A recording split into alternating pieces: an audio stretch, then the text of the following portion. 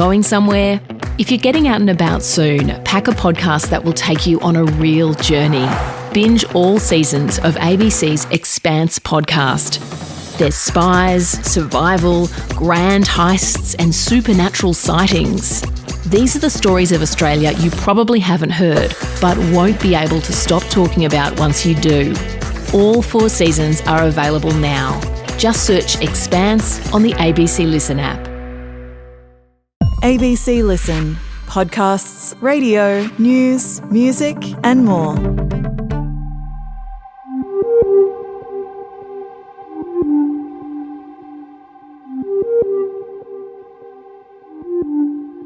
Today we got our answer to will or won't Erin Patterson take the stand in her triple murder trial. I'm ABC investigative reporter Rachael Brown. And I'm Stockwell. It's Monday the 2nd of June. We've just started week 6 of this trial. Welcome to Mushroom Case Daily. The small-town mystery that's gripped the nation and made headlines around the world. On the menu was beef Wellington, a pastry filled with beef and a pate made of mushrooms. At the heart of this case will be the jury's interpretation of Erin Patterson's intentions. Erin Patterson has strongly maintained her innocence. It's a tragedy what's happened. I love them. Rach, we've had a huge day in court. Accused triple murderer Erin Patterson has taken the witness box. Huge day. What a day for my co-hosting debut. The timing's pretty incredible. Before we get to Erin's evidence, though, you take us through the whole day. Just talk us through what we saw in court. Sure. Well, the big moment, obviously, Erin Patterson took the stand today. She gave a potted history of life in general in 2023, good and bad. And of course, 2023 was the year of that fatal beef Wellington lunch. We learned how she met her estranged husband, Simon, travels early in their romance, their marriage, having their first child, travels, and then when things started to fray. We also heard from the informant, Stephen Eppenstall again.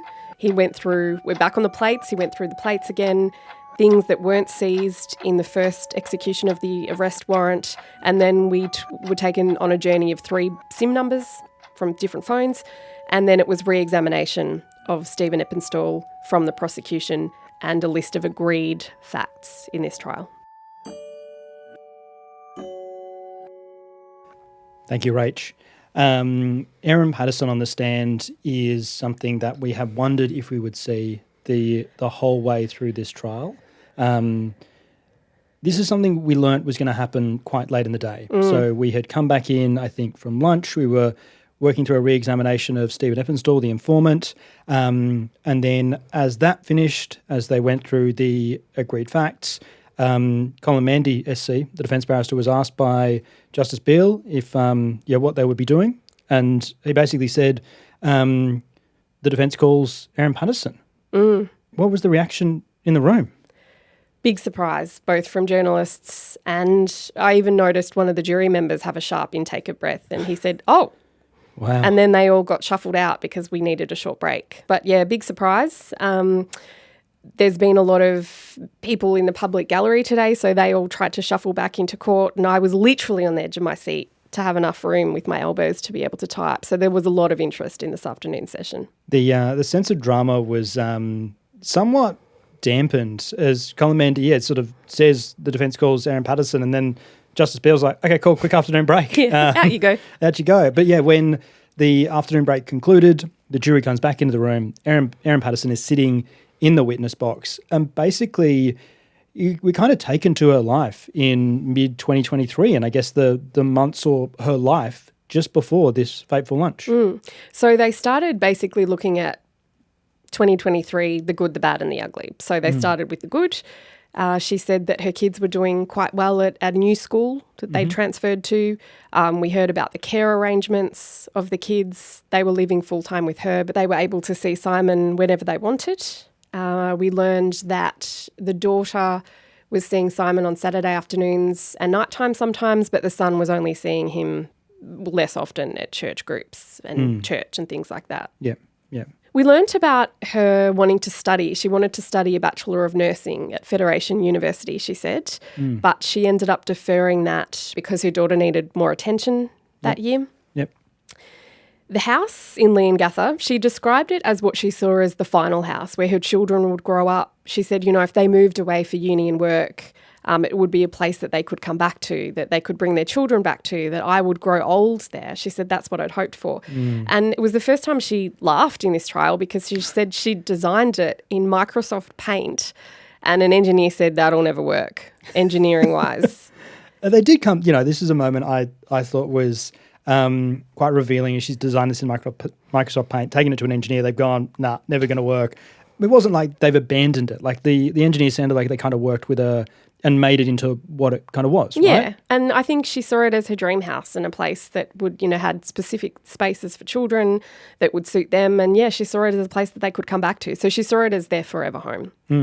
And we've already seen and heard throughout the trial so far pictures of some of the rooms, like a room that's got a bunch of Lego in it, different spaces, all of that, kind of seem to be designed kind of around the children. Kind of a kid's paradise, actually, if you saw that Lego room. Yeah, that was nice.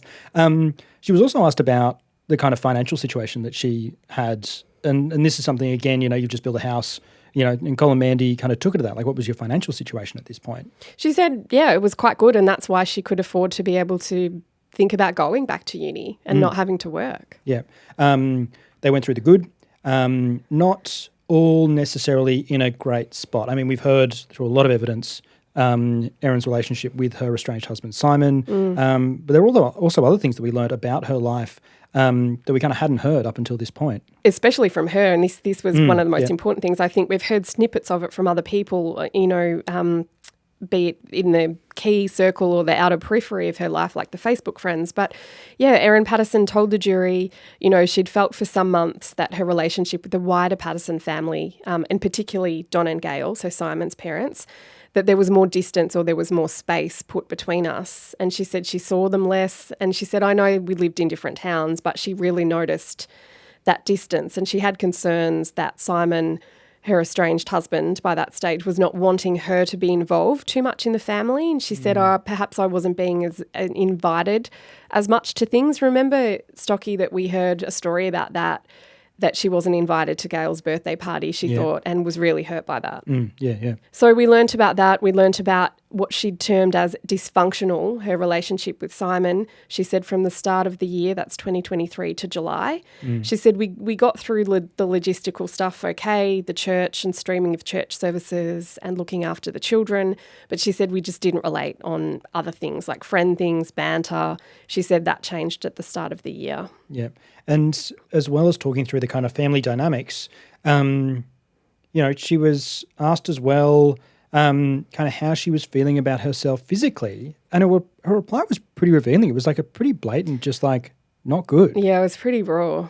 That's exactly what she said, not good. I was fighting a never-ending battle of low self-esteem that I'd had, pretty much all through my adult life and further into middle age. I just didn't feel good about myself. I put on more weight. I was able to handle exercise less. And so she was considering weight loss surgery, like having gastric bypass surgery. Yeah.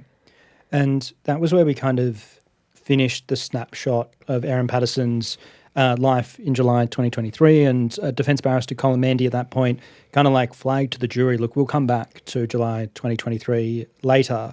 And then he took us 20 years back. This is going back to the early 2000s, back to the beginning of Erin Patterson's relationship with Simon, and kind of how they met working at the Monash City Council? Yeah, so she was working at the RSPCA and he was working in traffic control, from what I understand. Yep. And they were friends before anything romantic happened. So I think they were friends in late 2004, friends for about 8 months. And then July 2005 is when they started to become romantic. Yeah, it sounded like kind of like classic how you meet someone at work, right? It was, they were mutual friends. They were going out for lunch, going out for dinner, all that kind of stuff. Yeah, and hanging out with other friends, going camping. Camping sounds like it was a big part of their lives, even before there was this romantic attraction. Yeah, and we've also heard the church spoken about a few times in the course of this trial. We know that the Pattersons are quite a religious family. Obviously, Ian Wilkinson, a pastor of the Baptist church, and something I was wondering about, like we've heard in some of Erin's messages, the tension between her and Simon, and the kind of the basically faith causing that in some situations. And I was really interested to see if she was going to give a religious oath or a non-religious affirmation when she took the stand. Every witness gives an affirmation or an oath.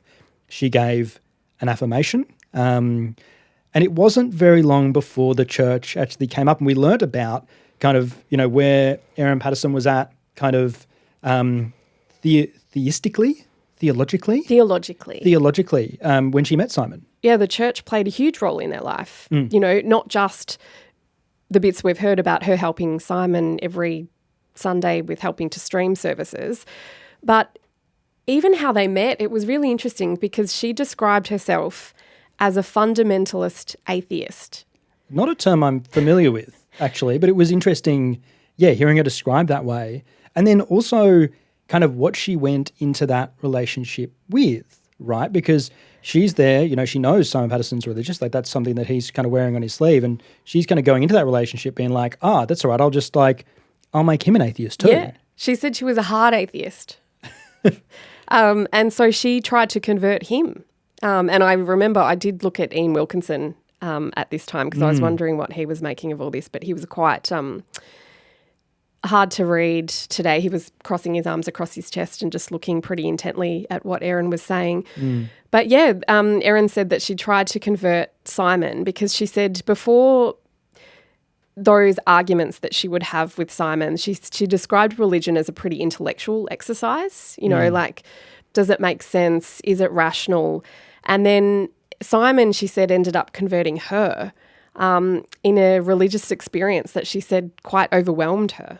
And this is, kind of the main players and the main people in this trial kind of coming together at one moment here because, the Pattersons are living in Corumburra. They're attending the Corumburra Baptist Church, of which Ian Wilkinson, who was a guest of the lunch, is a pastor. And it's one of Ian's sermons that kind of brings her around to this from the sounds of it. Yeah, it was.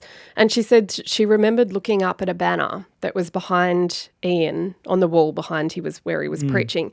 And she said it read faith, hope and love. And Ian was giving a sermon talking about that. And there's a passage that she says is in the Bible talking about the greatest of these three things is love. And then she said we had communion, which she was welcome to participate in. And this whole experience, that was it. Won her over. She was in. The way that she talked about that room, or the way that Colin Mendy questioned her to kind of paint a picture of this room, go into this sermon, this Baptist church in Corumburra, with a man who is in the room at the moment as she's giving this evidence, describing that banner at the back of the room, that the sermon was all about that. It was just, it was really kind of took us to that moment. And we also heard from her as they were kind of continuing on this journey of kind of, Simon and Erin's relationship. We got to the, their engagement and their marriage. Yes, Erin says that they got married in 2007 in the Corumburra Anglican Church, and everyone kind of thought, what? Why not Ian's church? But she basically said, I wanted Ian and Heather to have a day off. I wanted Ian not to have to work so he could enjoy the day. Yeah. She was asked, this really stuck with me, Stocky, she was asked, where were your parents that day? And she said very bluntly, they were in Russia on a train. And she was questioned again by Colin Mandy about that. I can't remember if he sort of led the question or if she just responded, but I think he was just sort of asked, what were they doing there? Just travelling. Yeah. When I heard that, I just thought, oof. You can tell that cut deep with her, but that's all we learned about that. But they were not there. Don and Gail were. And we've heard at times during this trial that she saw them as her parents. Her parents eventually passed away. But I think these were two people that she saw as always being there for her once she married Simon. Yeah. She was walked down the aisle by, I think, one of Simon's brothers. Is that right? Cousin, David. Cousin, right. And then, further to the relationship with Don and Gail, we heard about how they popped up a marquee somewhere in Corumburra. I can't remember if this was an empty lot or in a park or something like that. Chucked on a buffet for everyone. Everyone loves a buffet. Yeah, and we hear how the relationship kind of moved from that. So Simon living in Melbourne in a unit when they got married. Erin moved in briefly for that, but they didn't hang around. Basically, got rid of his car, bought a four-wheel drive, hit the road, straight out of Dodge. Yeah, what a dream, right? So they went to Birdsville, the Inundada track, she said through the guts of it really, so through the guts of Australia.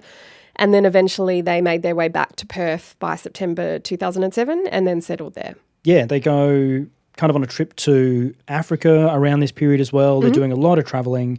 And Simon seems pretty keen all the way, Erin tells it at least. Simon seems really keen to continue to travel, continue going on these kind of like adventures, I guess, for lack of a better word. Erin's priorities a little bit different. Again, kind of boils it down quite succinctly. Basically, I just wanted to start having babies. Yeah, she was in her early 30s and she said, while Simon was keen to keep driving, I was keen to start having babies. And that was sort of the plan, and that kind of went well until it didn't. Yeah, and just a content warning for this next bit, we'll be describing birth trauma. So we're into January 2009 now, and she gives birth to a son, and she said his birth was very traumatic. And she was pressed on this by Colin Mandy. And she said, look, it went on for a very long time and they tried to get him out with forceps. And this was when her voice starts wavering. Like it was the first time, we haven't heard from her, so I was wondering how she would sound in the witness box, but she had been quite composed up until this point, but this is where her voice starts wavering. Yeah. She said they tried to get him out with forceps. He was in distress. His heartbeat went down and they had to do an emergency C-section and they got him out. And for Erin Patterson, she said that wasn't the end of her distress. Her son had been feeding from a tube, but when he was able to come off that, the hospital workers said he was able to go home, but they wanted Erin to stay. They said she hadn't healed well enough. And she told the jury that she was really upset about that and she just wanted to go home with her baby. And she's told the jury that Simon at the time, her husband at the time, said, well, you can just do it. Let's just leave. So they left. And this is a discharge against medical advice. Then she signs the form to basically they're going like, look, we don't think you should go. And she's like, yep, no, look, I want to go. So she's telling the jury this is what she's done in 2009 when her son's been born. And again, like this, we've heard of her being discharged against advice. Happened when following the lunch when she was in the Leongatha hospital. Said they wanted to keep her in, and she was like, no, I need to go home. I need to sort some things. She signs a discharge against advice form. And I think that's why the defence wanted the jury to hear that story, because they'd heard that she'd discharged herself before against medical advice, but this is the story. So they finally learn why, and because she was so distressed. But yes, the time after the lunch was on the Monday. She came in with gastro. The doctor asked her to stay because they found out she was the fifth member of that lunch, and she discharged herself because she said she can't just check in for overnight, that she had things she needed to do, like feed the animals, look after the kids, things like that. Yeah, and we've heard, again, a lot from Erin Patterson's defence team about how strong the relationship she had with Simon Patterson's parents was. So this is Don and Gail Patterson. They were two guests at the lunch. And it sounds like this moment, or at least the time following the birth of her son in 2009, she's living in Perth. It's kind of like a key moment for building the relationship, at least with Gail Patterson. Yeah, she found her mother-in-law invaluable for that time. It's her first baby, as probably, I haven't had kids, but as probably all first mums are like, what the hell am I doing? I've heard it from girlfriends. So she was talking about her relationship with Gail Patterson, Simon's mum, and she said, I was just so relieved she was there because I felt out of my depth. I had no idea what to do with the baby. I didn't have confidence. And the way she described Gail was just that she was gentle and patient, taught Erin to help her son to settle after a feed, how to interpret his cries and things like that. But the thing that the most stuck with me was that Erin said, Gail taught me just to relax and enjoy it. Yeah. That you don't have to stick to a schedule. You don't have to stick to this timetable. Just relax and enjoy your baby. Yeah, and, they've travelled over from Corumburra to Perth to stay in a house that, the little house, the little unit they're living in is too small for, even Erin, Simon and her son at this point. So they've rented a house somewhere else so that they can have Gail and Don there for that guidance. And, the thing that was, I guess, kind of heartwarming about some of the evidence we heard today is that, after that initial period where Erin's son isn't well, he actually seems to recover pretty well. And Simon, wanted to kind of continue that adventuring. At least Erin said he wanted to continue that adventuring before settling down and having a kid. But it seems like, kind of convinces her to hit the road again. They've still got the Nissan Patrol, the 4-wheel drive. They take that for a big old whack up the top of Western Australia, go along the Gibb River Road with some friends there. They then drive down the Tanami, so go all the way down through the middle of the country, down to Alice Springs, back up through Tennant Creek, over to Queensland, going up the coast of Queensland, across the edge, I think along the beach. And, initially Erin's describing this as kind of like, for a holiday that sounds like a nightmare with a child, actually sounds like it went pretty well. Well, she said it was a really good holiday. She was feeling good. The son was 3 months old when they started. And she said the joke was that we didn't even know what eye colour he had because he was just sleeping all the time, So she said it was easy to manage, and it was actually good because they'd time their long drives during times that the son would be having a 3-hour nap and things like that. But then, she did say she got to a point where and we've all been there, we just want our own bed. She wanted to sleep in her own bed. She said her son was getting older. It was harder because he was, sitting up and crawling and trying to stand, and it just became a bit unmanageable. So she jumped on a plane and went back to Perth. Simon drove with the son, and when they came back, they lived in different places. So this is the first period of separation, shall we say. And she said, we just couldn't communicate when we disagreed about something.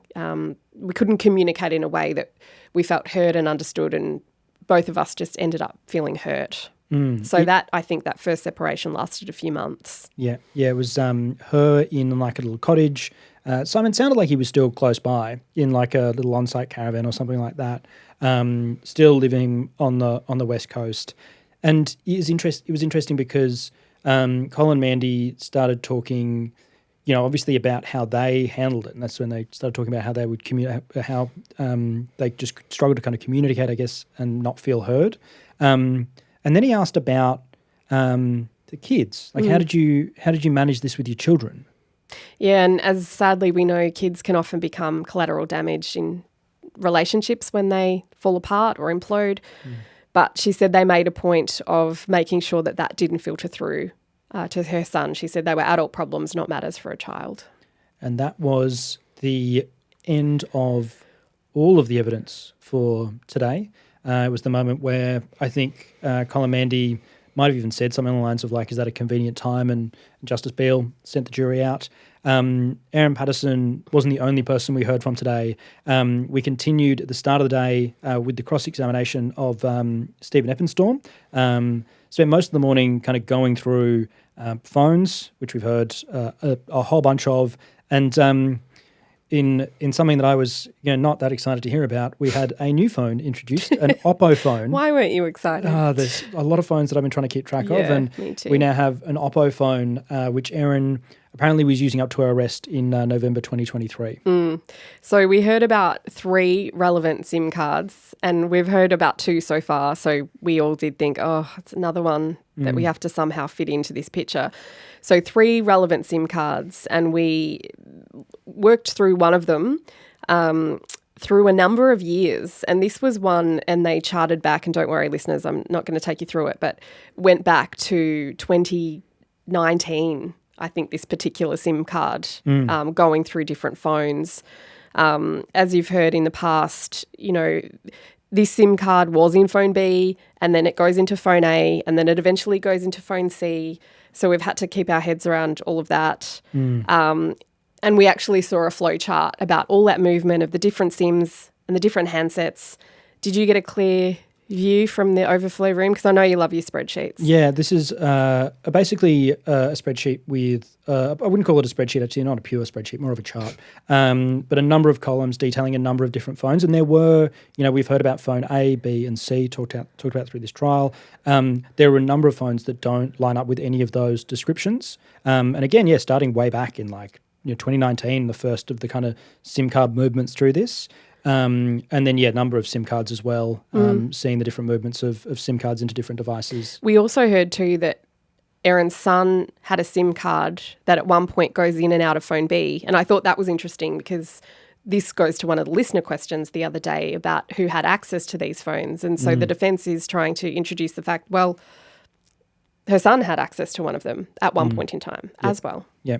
Wasn't just the phones, though, as well. We looked at other photos from a second search of Erin's house. This is on the 2nd of November. And we get a bunch of different devices as well that are photographed in this, and then lots of questions to Stephen Eppenstall about what they are, were they taken, so on and so forth. So in that second search on the 2nd of November 2023, Stephen Eppenstall told the court that 3 laptops were found, and he assumes that they weren't found the first time around on the 5th of August, just after the lunch. Yep. And we saw another photo of the plates. Now, again, spoke a lot about the plates on Friday as one of the kind of key bits of evidence. Colin Mandy took Stephen Eppenstall to photos of the plates stills from video taken of Erin Patterson's house when it was searched in August 2023. And we got a bit more of an idea of what plates were there and kind of some more questions about exactly which ones they were. Yeah, so we heard from Ian Wilkinson, the sole surviving guest from that lunch, and he recalls 4 grey plates, remember? And he told the jury that Erin Patterson ate off an orangey tanny plate. But what we saw in the stills from a video of that search when a warrant was executed were 2 black dinner plates. There was a bigger black and red plate. There were 2 white plates. And then there's a colourful plate that looks like it has kindergarten scribbles on it. Yeah, right. And then is there anything else I've missed from Stephen Eppenstall? Like, they were the things that kind of stuck with me. Is there anything else from his evidence or his re-examination that has stuck in your mind? Yeah, he was pressed again on a black item sitting on a windowsill. Was it or wasn't it a phone? Yeah. Something that they missed in the first search. And then we know that certain phones of Erin's weren't found.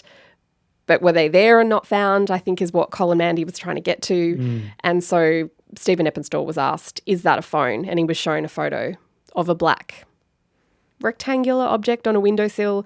And he said, that's a matter for the jury to decide. A classic deferral to the jury. Stephen Eppenstall was briefly re-examined, kind of taken over a couple of other bits and pieces. And in the final act from the prosecution in this trial, unless they're doing any cross-examination a bit later, but kind of like final pure bit of prosecution, we had the agreed facts. This is, to me, a new experience, the agreed facts. I was expecting a document detailing hundreds of little bits and pieces. I was like, how long is this going to go for? There were 5, 6, I think. Most of them kind of felt like things we knew, but the one that stuck with me was fingerprint analysis of the Sunbeam dehydrator recovered from the waste transfer station. Yes, so we heard that it's been agreed that a fingerprint expert, Sonia Jeremiah, looked at that dehydrator, did a fingerprint lift from that Sunbeam dehydrator that was found in an e-waste bin on the 4th of August 2023, and she compared it to fingerprints of Erin Patterson, and it was a match. The prints on the dehydrator matched prints of Erin's left, index, middle and ring fingers. Gotcha. And I said there was a list of 5 things. What else was on the list of agreed facts? Well, the other main one has to do with the mobile number connected to phone A. And the defence and the prosecution have agreed that the day Erin Patterson's house was being searched, that's the 5th of August 2023, the mobile number connected with phone A loses connection to the network between 12:01 p.m. and 1:45 p.m. Now, this could be due to 3 things. The SIM card could have been removed, or the battery could have been removed without the phone having been turned off, or thirdly, the handset could have been damaged in such a way that would disrupt power of the handset or disrupt the handset's connection to the network. Now, the next time this phone number shows up on the system, it's the next morning. It's Sunday, the 6th of August at 1:44 a.m, and that number is now connected to a Nokia phone. Thank you, Rach. Good to kind of get through all that. We are getting a huge number of questions, mushroomcasedaily@abc.net.au, so you can get in touch with us. We're getting, as I mentioned, a lot of questions. Rachel, I'll have to run through a few of them now. First one I've got here is from Tess. Tess asks, with Erin Patterson being called to the stand, does that mean that the prosecution will get a chance to question her, or is it only defence who can do that? Tess, they will. And so this is a reason why the defence would have thought long and hard before Erin Patterson took the stand. It would have been something that was strategised about because it can be risky, because you do open up your client to be cross-examined by the prosecution. So this isn't something we see in every trial, and they would have thought long and hard about it. But I think that by this move, what we're seeing is a woman who wants to tell her own story in her own voice. Yep. Incredible from Tess to actually email us a question about what has happened today before we've recorded the podcast. And so I've answered it in there. Love that you've locked and loaded a mushroomcasedaily@abc.net.au into your emails. You've got a draft there. So at, I assume, like 3 or 4 o'clock in the afternoon, you just fired that one straight at us. Another one here from Karina in Keysborough. Karina says, "Hi team, earlier in the case, Simon Patterson alluded to some inflammatory texts that Erin had sent to the family, but I don't recall them being read out. Has there been any further detail about these texts that caused the family distress?" Yeah, Karina, there was one in particular one that I've been wondering a lot about too, but it just hasn't come up. It's a text that Simon claims would have made his mum incredibly upset. And he talked about health problems she'd had in the past, so he didn't want her reading this because he said she really, really would have got very distressed by this text. But what this text was, I don't believe we've ever seen it. Yep. All right. Thank you, Rach. Thank you, Karina. And Rach, our final one, again, very closely related to what we've heard talked about today in court. It's one from Brendan. He says, "Hi all, love your work. You mentioned that Detective Stephen Eppenstall chose to stand at the beginning of his evidence in the witness box. People either choose to stand or to sit. Brendan has remembered correctly that Stephen Eppenstall elected to stand. His question is, did he remain standing for the entire time he gave evidence?" He did, 5 days, if I have it correct. He did, Brendan. All that army training getting put to good use. Yeah, he was in there for a while, so he's done well. If you've got a question for us, please email mushroomcasedaily@abc.net.au. We do read every single one of them. We would love to hear from you if you've got questions, and so please get in touch and let us know. Also, while you're, doing things that I ask of you, I would highly recommend chasing up the ABC Listen app. You can find it on the relevant app store of whatever smart device you are finding yourself lumbered with, and you will get episodes of Mushroom Case Daily on there slightly faster than you will on any other platform. There is also just a wide range of other wonderful ABC content living on the ABC Listen app. You'll find something that will entertain and surprise you if you make the effort to track that one down. So jump on that. Rach, what are we getting ourselves into tomorrow? Tomorrow, more of Erin Patterson. So as you mentioned, it finished on when the relationship between Erin and Simon started to fray and how they tried not to let it affect their children. So Erin Patterson will be back in the stand tomorrow morning.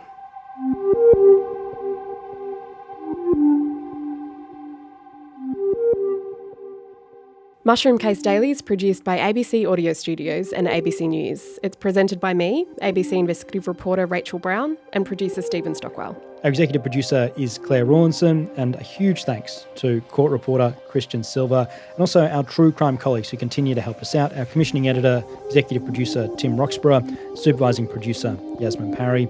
This episode was produced on the land of the Gunai-Kurnai people.